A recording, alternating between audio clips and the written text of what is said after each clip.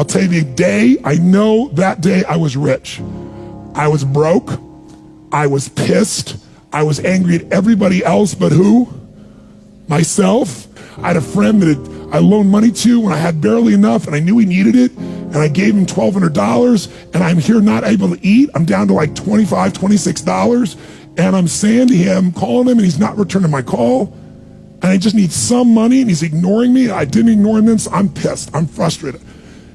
In the midst of all this, I'm also pragmatic. I got 25 and change, call it $26. What the hell am I gonna do? I don't have any plans for economics. I got overhead that's crazy. I'm living in this little tiny apartment, 400 square feet in Venice, California.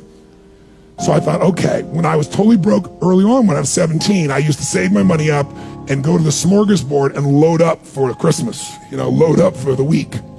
So I didn't drive there because I wasn't gonna spend the gas to get there, plus I needed to walk, so I walked there. And I go in, I'm not dressed really great, but it's Marina Del Rey, it's okay. And I got a place right by the window, and I can see these yachts going by, and I'm dreaming of what life could be like. And I'm starting to let go of my anger, and I'm starting to focus on what I want instead of what I don't want. And that shifted me just a bit. And now I'm eating, which shifted me a lot.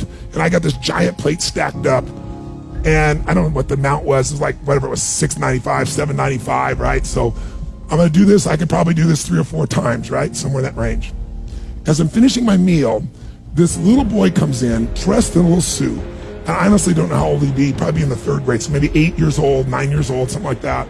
And he opened the door for his mother, and he came over and he pulled out the seat for her, and she sat down.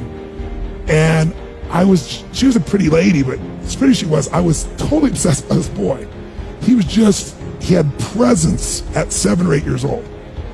And it moved me. I don't know why, it moved me.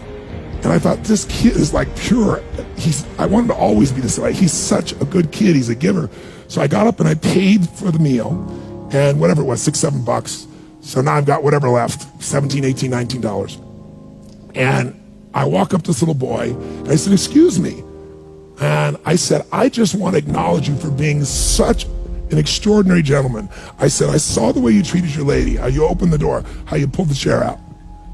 I said, that's class. I said, my name's Tony, what's yours? I don't honestly remember his name, Charlie or something. And he looked up at me and I said, Charlie? I said, that's amazing, taking your date out for a lunch like this. He goes, well, actually, she's my mom. And I said, that's even more cool. And he said, oh, but I'm not taking her lunch because I think he said he was 8. I said, oh, yes, you are. I had no plan for this. I just reached in my pocket, I took all the money I had left, $17, $18, $19, and I put it on the table. I said, you're taking her to lunch. He looked up at me and he goes, I can't take that. I said, sure you can. He said, why? Because I'm bigger than you are. And he smiled real big, and I didn't even look at his mom. I just turned and walked away. And I didn't walk out of that door. I flew home. I should have been freaking out. How the f am I gonna eat?